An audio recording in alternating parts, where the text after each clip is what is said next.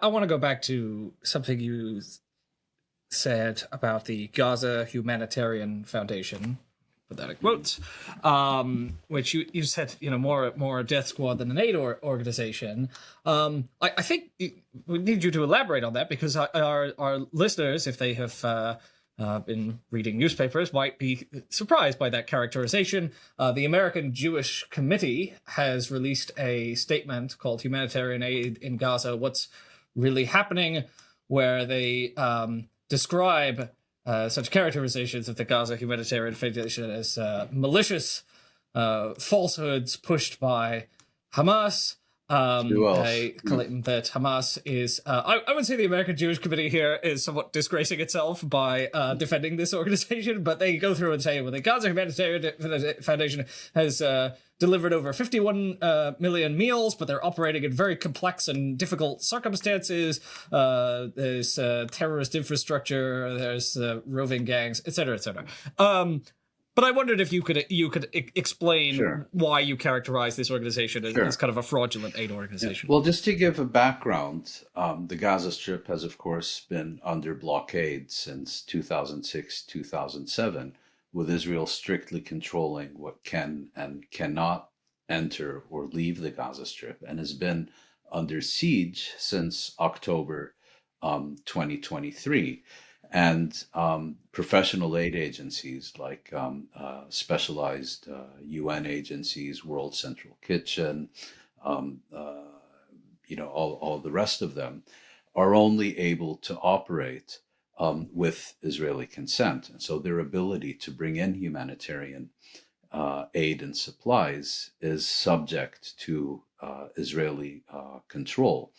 Now, what Israel has decided, and it spoke about this explicitly, is that it wanted to use the provision of aid in order to demographically engineer the Gaza Strip. In other words, to use desperately needed aid to draw the Palestinian population from the northern part of the Gaza Strip, which it wanted to depopulate, to the south of the Gaza Strip near the Egyptian border, from where it explicitly stated that it hoped to use this as a staging station for their expulsion outside their homeland. Now, professional aid agencies clearly refused to cooperate with this.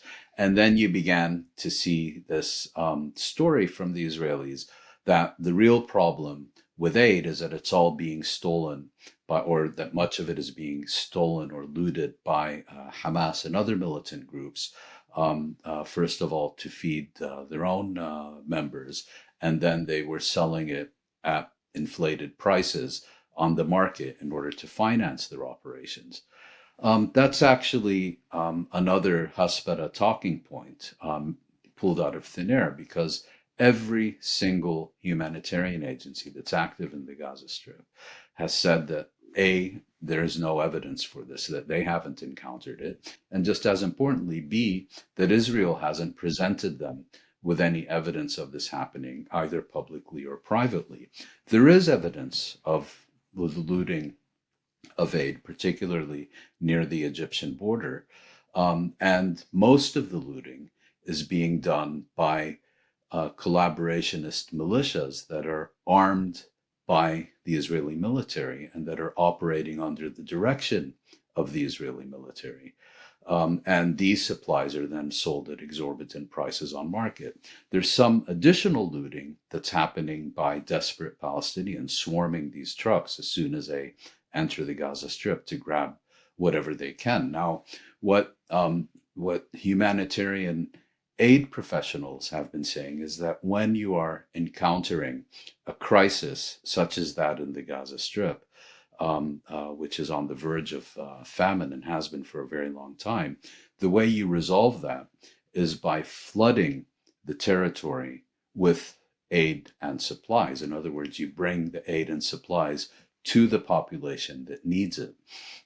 And what Israel, with US support, has done is it set up this very opaque organization, which goes by the name of the Gaza Humanitarian Foundation.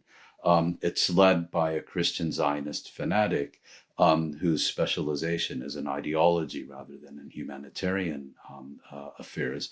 And it is staffed almost exclusively by US mercenaries, people who are specialized in military affairs and killing and sniping rather than in the delivery of humanitarian aid or in operations within the region in which they've been deployed. So what Israel subsequently did is it declared the UN Agency for Palestine Refugees, UNRWA, designated it as a terrorist organization. What else? Prohibited all the other agencies from operating in the Gaza Strip by prohibiting them from delivering any supplies to the Gaza Strip. And then what had been 400 distribution points throughout the Gaza Strip were reduced to just 4, one in the central Gaza Strip and 3 in the south, manned by these US mercenaries, operated by the Gaza Humanitarian Foundation.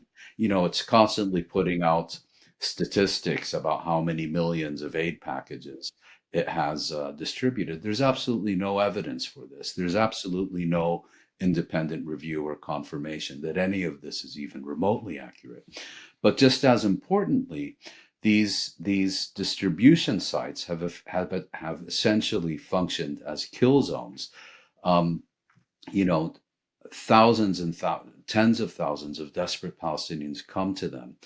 They're simply not able to deal with this, but more importantly, they're structured in a way with very vague and opaque rules of where people can and cannot be located, when they can and cannot enter to seek supplies. And on a daily basis, there are killings or massacres of Palestinians, either waiting to get this aid or entering these kill zones to get this aid. People have been shot and killed by snipers, by tanks, even by naval vessels, as Reuters and the Associated Press have reported recently. So the purpose of GHF is not the distribution of aid, it is the weaponization of aid in the service of Israel's longer-term strategy of relocating Palestinians to the south of the Gaza Strip, concentrating them in a camp there as a prelude to their expulsion from their homeland.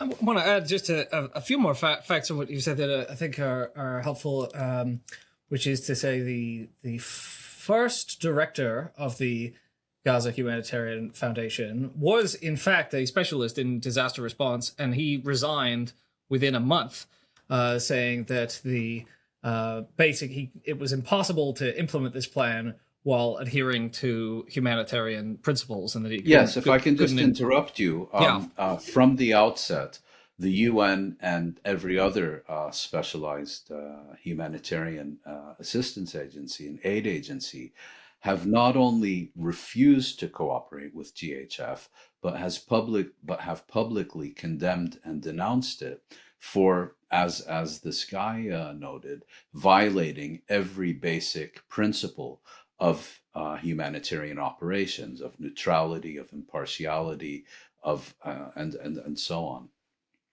I would note a couple of other things, which is that Haaretz recently published an investigation in which IDF soldiers themselves said, explained why we're seeing so many violent deaths near these aid stations, and they said essentially live ammunition is used as crowd control. Right. Essentially, there are, as you said, there are no real rules of engagement, and because the people themselves are dehumanized. I mean, and even the IDF itself has basically admitted this by saying, like, warning shots were fired in the direction of the. Yeah, well, and they happened to go through heads and hearts. But you fire warning shots in the direction of the. I mean, they're not warning shots. They're just. And why are you firing live ammunition at these people? I mean, in the direction anyway. And also, Forensic Architecture has published just a recent, really, really detailed explanation of how these aid stations work. And what they have pointed out is, number one, for many people, it's a 6-hour round trip to get to the aid stations. That round trip requires people to pass through military zones, and also the opening hours of these aid stations. I mean, people might not realize this. They say that that they looked at the announcements of when the stations are open, and they said the average duration of openings at GHF stations was 23 minutes. In 23% of cases we examined, GHF stations were announced to be closed again even before the previous announced opening time. 60% of the announcements on GHF's Facebook page were published less than 1 hour before the stations opened, and as I said, many civilians need to walk up to 3 hours to reach the station. So, really a joke. I mean, It's just a total sham. farce. Yeah, It's a complete sham, and people have likened these stations to human abattoirs because there are literally daily killings, more often than not massacres of these people. Now, you mentioned that it takes hours to walk to these stations. That's true, but that's only true for people who are actually able to make the journey. Think also of the many, many people in the Gaza Strip who are simply incapable of making these journeys. Now, the forensic architecture report that you just mentioned is, I think, also important for another reason, because one of its main conclusions is that so long as this GHF model remains in control of humanitarian operations in the Gaza Strip, even a comprehensive and verified ceasefire would not put an end to the genocide. And that's because the Gaza Strip is already on the verge of famine, and the humanitarian situation will only deteriorate further. Hope you're enjoying this interview. If you want to listen to full-length current affairs interviews before they are made fully available to the public, please visit our Patreon page at patreon.com/currentaffairs and become a supporter today.